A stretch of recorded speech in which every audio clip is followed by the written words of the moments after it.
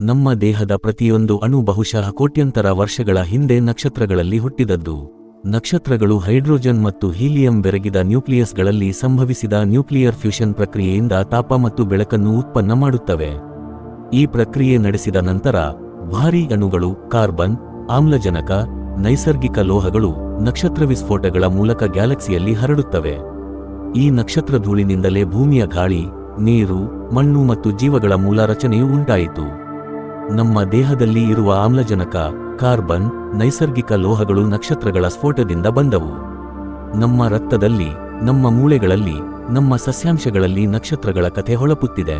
ನಾವು ತೀವ್ರವಾಗಿ ವಿಶ್ಲೇಷಿಸಿದರೆ ನಮ್ಮ ಜೀವಚಕ್ರವು ಉಂಟಾದುದು ನಕ್ಷತ್ರಗಳಲ್ಲಿನ ಅಣುಗಳು ಒಗ್ಗೂಡಿಕೊಂಡ ಪರಿಣಾಮ. ಇದು ಮಾತ್ರವಲ್ಲ, ನಮ್ಮ ಆಂತರಿಕ ಸಂವೇದನೆಗಳು, ಜೈವಿಕ ಕ್ರಿಯೆಗಳು, ಮೆದುಳಿನ ಚಟುವಟಿಕೆಗಳು ನಕ್ಷತ್ರಗಳಿಂದ ಬಂದ ಮೂಲಧಾತುಗಳಿಂದ ಪ್ರೇರಿತವಾಗಿವೆ.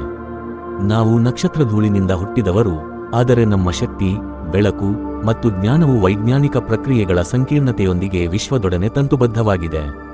ಈ ರೀತಿಯಾಗಿ ನಮ್ಮ ಜೀವನವು ಕೇವಲ ಭೌತಿಕವಲ್ಲ, ನಕ್ಷತ್ರಗಳ ಗ್ಯಾಲಕ್ಸಿಯೊಂದಿಗೆ ಅಣುಮಟ್ಟದ ವೈಜ್ಞಾನಿಕ ಸಂಪರ್ಕ ಹೊಂದಿರುವ ಮಹತ್ವಪೂರ್ಣ ಪ್ರವಾಸವಾಗಿದೆ.